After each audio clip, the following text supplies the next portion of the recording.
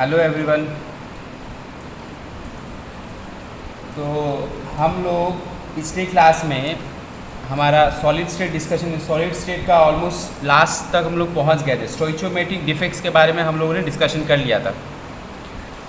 हम लोग डिफेक्ट्स के बारे में पढ़ रहे थे, उसमें हम लोगों ने स्टोइचियोमेट्रिक डिफेक्ट्स के बारे में हम लोगों ने डिस्कशन कर लिया था।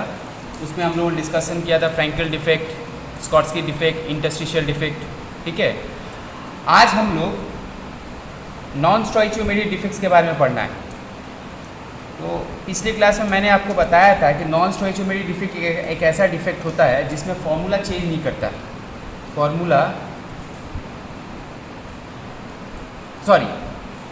नॉन स्टोइचियोमेट्रिक डिफेक्ट एक ऐसा डिफेक्ट होता है जिसमें फॉर्मूला चेंज कर जाता है। तो स्टोइचियोमेट्रिक डिफेक्ट में फॉर्मूला हमारा चेंज नहीं करता था। जब हम हमारे क्रिस्टल के अंदर स्कॉट्स्की या फ्रैंकल डिफेक्ट आता था या इंटरस्टिशियल डिफेक्ट आता था, तो हम लोग देखे हुए कि हमारा जो फॉर्मूला है, कैटायन और एनायन का जो रेशियो है वो मेंटेन रहता था, वो सेम रहता था। लेकिन हमारे नॉन स्टोइचियोमेट्रिक डिफेक्ट में हमारा फॉर्मूला क्या होता है, डिफेक्ट आने के बाद फॉर्मूला क्या होता है, क्रिस्टल का जो फॉर्मूला होता है वो चेंज कर जाता है। तो फॉर्मूला चेंजेस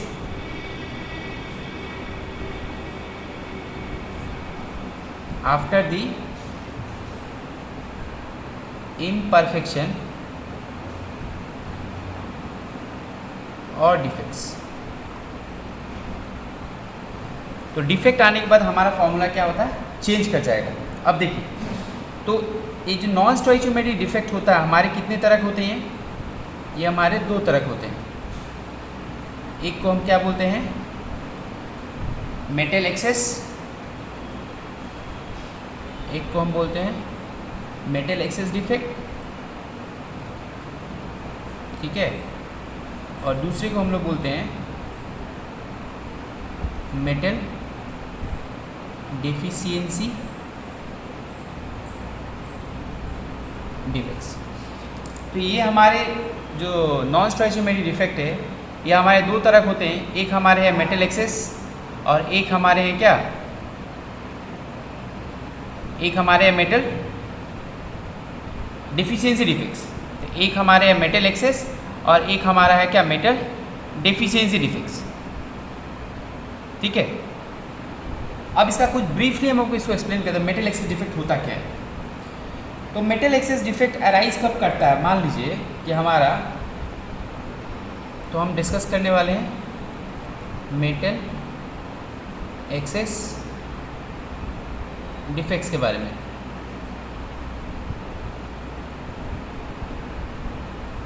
मान लीजिए हमारा ऐसे करके हमारा एक मेटल क्रिएट हुआ हमारा करे, तो हमारा एक पॉजिटिव नेगेटिव पॉजिटिव नेगेटिव, ठीक है।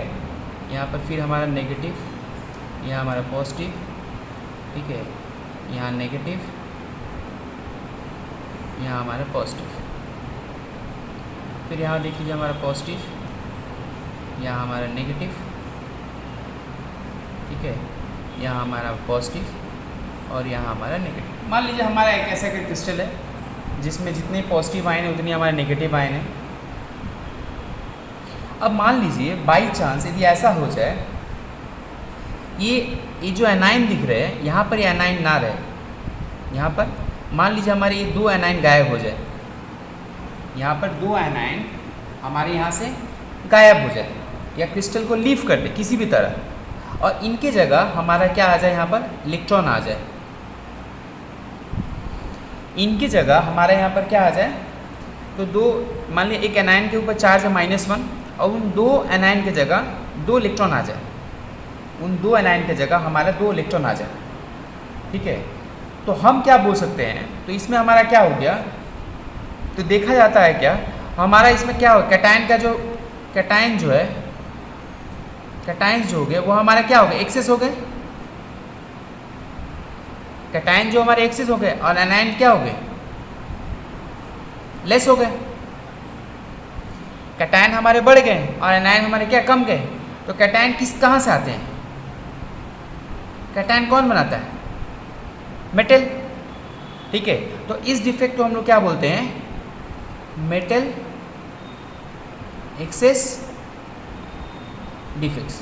तो मेटल एक्सेस डिफेक्ट्स के बारे में यदि कोई बोले तो हम क्या बोल सकते हैं, तो मेटल एक्सेस डिफेक्ट ऐसा डिफेक्ट होता है वो जो कब क्रिएट होता है, जब किसी एनाइन कोई क्रिस्टल को लीव कर दे और उसके जगह इक्वल नंबर ऑफ इलेक्ट्रॉन हमारे क्रिस्टल में आ जाए।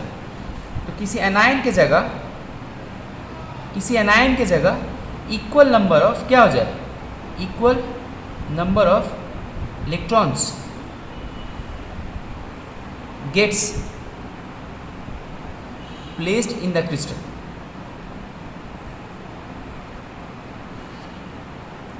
तो हमने क्या बोला कि जितने एनायन हमारे रिप्लेस होंगे उस जगह पे इक्वल नंबर ऑफ इलेक्ट्रॉन्स क्या हमारे क्रिस्टल में क्या आ जाए। तो वो जो डिफेक्ट होगा उसको हम क्या बोलेंगे, मेटल एक्सेस डिफेक्ट। और एक बात है, ये जो इलेक्ट्रॉन आया हुआ है, जहाँ पर इलेक्ट्रॉन आएंगे उनको हम क्या बोलते हैं, या इन इलेक्ट्रॉन को हम क्या, this electron is also called, इनको हम क्या बोलते हैं, एफ सेंटर। और एफ का मतलब होता है फैब, एफ का मतलब होता है फैब सेंटर। देखिए ये जो फैब का मतलब होता है ना, कलरफुल होता है, कलरफुल। तो ये इलेक्ट्रॉन आने के चलते, ये जो इलेक्ट्रॉन तो हमारे क्रिस्टल में आ गए, ठीक है। तो इन इलेक्ट्रॉन को हम लोग कभी कल एफ सेंटर भी बोलते हैं या फैब सेंटर बोलते हैं। आप लोगों ने क्लास 11 में केमिकल बॉन्डिंग चैप्टर आप लोगों ने पढ़ा होगा।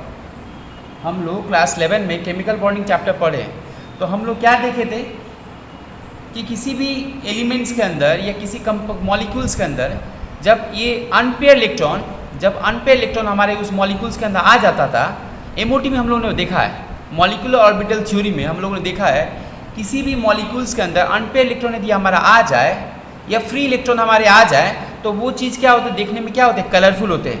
तो इन इलेक्ट्रॉन के वजह से ये जो मेटल एक्सेस डिफेक्ट, जहाँ पर ये डिफेक्ट क्रिएट होते हैं, वो कंपाउंड जो होते हैं या वो जो क्रिस्टल होते हैं वो देखने में क्या होते हैं, कलरफुल होते हैं। इसलिए उनको हम लोग क्या बोलते हैं, पैरा मैग्नेटिक।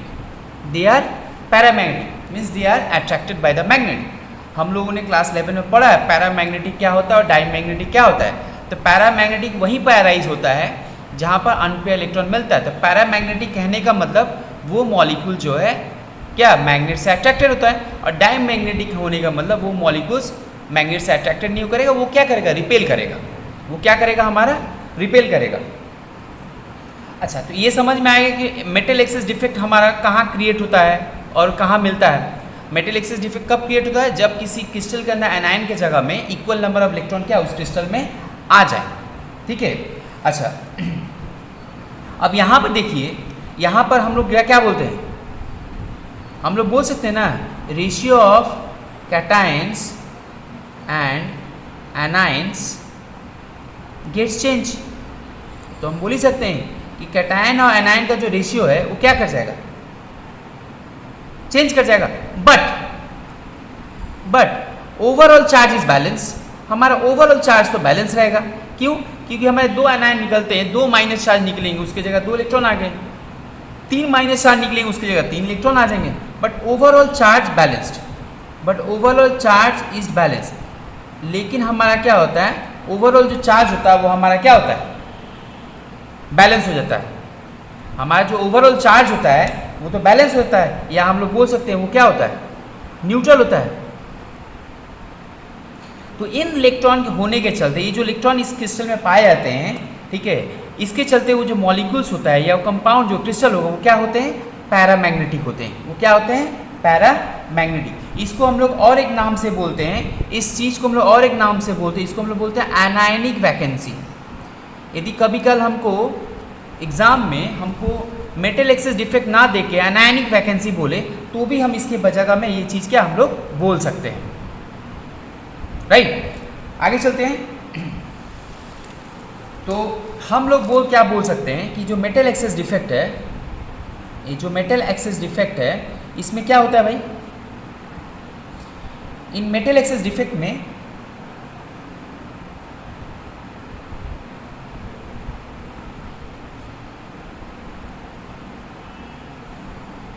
इन मेटल एक्सेस डिफेक्ट में क्या होता है, हमारे कैटायन का जो नंबर होते हैं वो क्या होते हैं, ज़्यादा होते हैं। या आप बोल सकते हैं मेटल एक्सेस डिफेक्ट वही क्रिएट होगा जहाँ पर एटलीस्ट आई रिपीट एटलीस्ट एक कैटायन तो एनायन से ज़्यादा होंगे ही होंगे। तो मेटल एक्सेस डिफेक्ट वहीं पर क्रिएट होगा। इन सच defect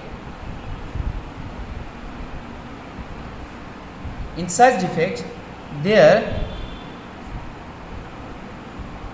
should be at least one or more cation, एक से ज़्यादा भी हो सकते हैं, one or more cation than anion।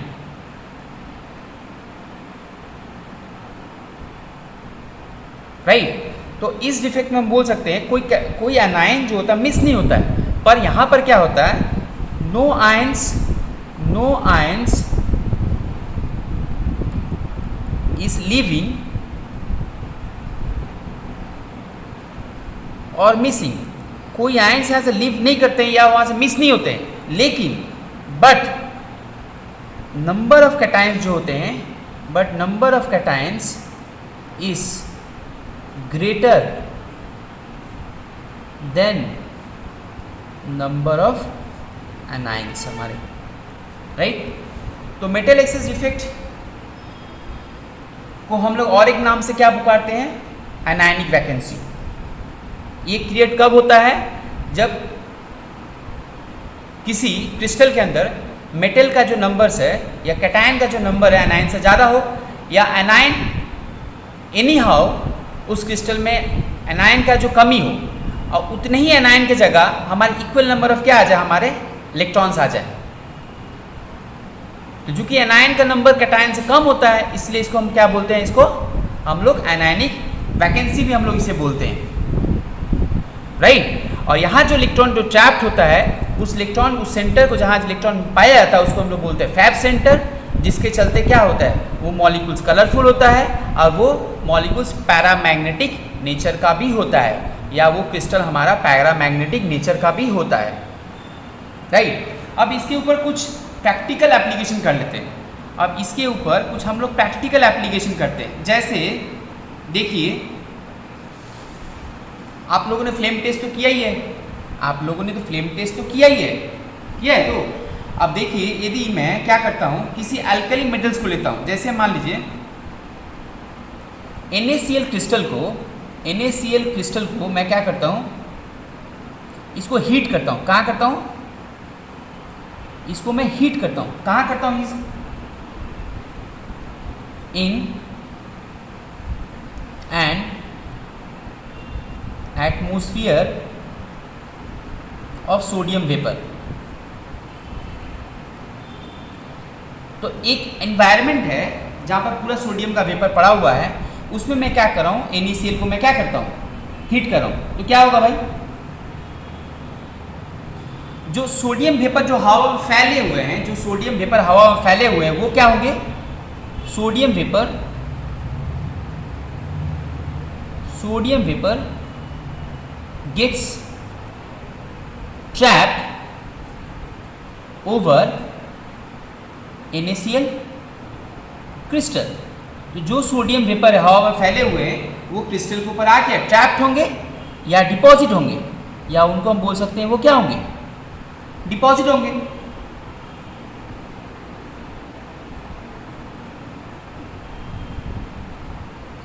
Right. अब क्या होगा, जो Cl माइनस आयन होते हैं, Cl minus ion diffuse to the surface of crystal,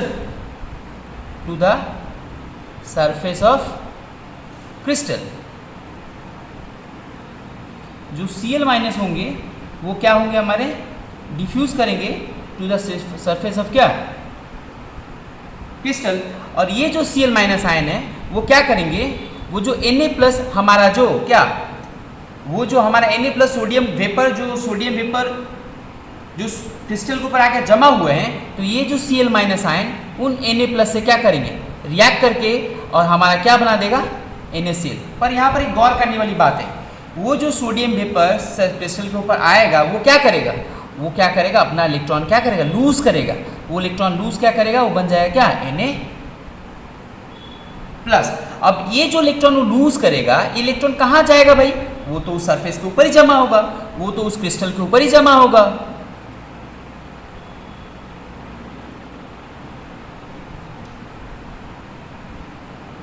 वो हमारा उस क्रिस्टल सरफेस के ऊपर ही जमा हो जाएगा, राइट। तो ये जो सोडियम का एटम है, जो हमारा वेपर था, वो जो सरफेस के ऊपर आया तो वो क्या किया, Cl माइनस आयन से डिफ्यूज होके NaCl बन गया। तो हम क्या देख रहे हैं, जो सरफेस में जो Cl माइनस आयन है वो तो कम गया, सोडियम तो ज्यादा हो गया। अब जो सोडियम आयन, अब उस जो सोडियम एटम आया हुआ है वो क्या करेगा, अपना इलेक्ट्रॉन लूज करेगा। वो अपना इलेक्ट्रॉन कहाँ लूज करेगा, उस क्रिस्टल को देगा। अब वही इलेक्ट्रॉन क्या करेगा, हमारे उस क्रिस्टल में क्या करेंगे, मूव करेंगे। वही इलेक्ट्रॉन क्या करेंगे, क्रिस्टल में क्या करेंगे, मूव करेंगे, जिसको हम लोग बोलते हैं क्या, फैब सेंटर बोलते हैं, जिसको हम लोग बोलते हैं क्या, फैब सेंटर। तो यहाँ तो Cl माइनस आयन कम गया, क्योंकि जो Cl माइनस है, पहले तो NaCl बैलेंस था, Na जितना था उतना ही Cl माइनस, अब तो Na ज्यादा हो गया, इसका मतलब Cl माइनस कम गया। Cl माइनस कम गया, जिसको हम क्या बोल सकते हैं, इसको हम बोल सकते हैं एनायनिक वैकेंसी। अब यहाँ जो मेन जो चीजें हैं, आप लोगों ने फ्लेम टेस्ट का भी किया है, आपने सोडियम का फ्लेम टेस्ट किया है। तो सोडियम का फ्लेम टेस्ट में कलर क्या आता है, आपको याद है, सोडियम का जो फ्लेम टेस्ट में कलर देखते हैं ना, सोडियम का वो क्या देता है, दिखाता है। सोडियम का फ्लेम टेस्ट में हमारा कलर जो होता है वो क्या होता है बताइए, गोल्डन येलो। सोडियम में जो हमारा फ्लेम टेस्ट का कलर होता है वो क्या होता है, गोल्डन येलो। अब हम आपसे पूछेंगे गोल्डन येलो कहाँ से आया, ये जो फ्लेम टेस्ट का जो कलर है गोल्डन येलो, ये क्यों हुआ, ये गोल्डन येलो किसके चलते हुआ, इस इलेक्ट्रॉन के चलते। ये जो गोल्डन येलो हो रहा है वो किस लिए हो रहा है, इस इलेक्ट्रॉन के चलते। क्योंकि जब मैं इसको फ्लेम पे, मैं इसको जब गर्म करता हूँ, मैं जब इसे गर्म करता हूँ, जब मैं सोडियम एटम को मैं गर्म करता हूँ, इसको हीट करता हूँ, तो क्या करता है, ये इलेक्ट्रॉन क्या करता है, इलेक्ट्रॉन एक्साइट होता है, ये इलेक्ट्रॉन एक्साइट होता है, राइट। तो इलेक्ट्रॉन एक्साइट हो कहीं सरफेस के ऊपर आता है, ये इलेक्ट्रॉन अपने सरफेस से एक्साइट होता है। फिर जब वो अपने ठंडा हो गया, जब अपनी वो जगह पे आता है, तो बाहर एनर्जी हमें क्या देता है, एनर्जी देता है। वो जो एनर्जी देता है उसका जो फ्रीक्वेंसी है, वो उसका जो फ्रीक्वेंसी है, या हमारा उसका जो वेवलेंथ है, और उसका वेवलेंथ है वो हमारा कहाँ पड़ता है, वो हमारा विजिबल रीजन में पड़ता है, वो हमारा विजिबल रीजन में पड़ता है। अब विजिबल रीजन में कौन सा कलर इंपार्ट करता है, वो हमारा इंपार्ट करता है क्या, गोल्डन येलो। वो हमारा जो इलेक्ट्रॉन वापस आएगा अपनी जगह पे, ठीक है, तो जब अपने जगह पे कोई भी चीज़ जब एक्साइट होकर जब अपनी जगह वापस आते हैं तो वो एनर्जी बाहर देते हैं, तो उस एनर्जी का अपना वेवलेंथ होता है, अपना फ्रीक्वेंसी होता है। तो देखा क्या जाएगा, वो जो कलर, वो जो वेवलेंथ है, वो जो फ्रीक्वेंसी है, वो किससे मैच करेगा हमारा, वो मैच करेगा गोल्डन येलो से, या वो मैच करेगा हमारा येलो से। इसीलिए हम लोग देखे भी है, K प्लस का भी हम लोग देखे हुए, KCl को जो फ्लेम टेस्ट में दिखाए क्या दिखाएगा, वायलेट, या इसको हम बोल सकते हैं क्या, और लाइलेक। ये जो कलर इंपार्ट करेगा KCl फ्लेम टेस्ट में, वो क्या इंपार्ट करेगा, वायलेट और लाइलेक, राइट।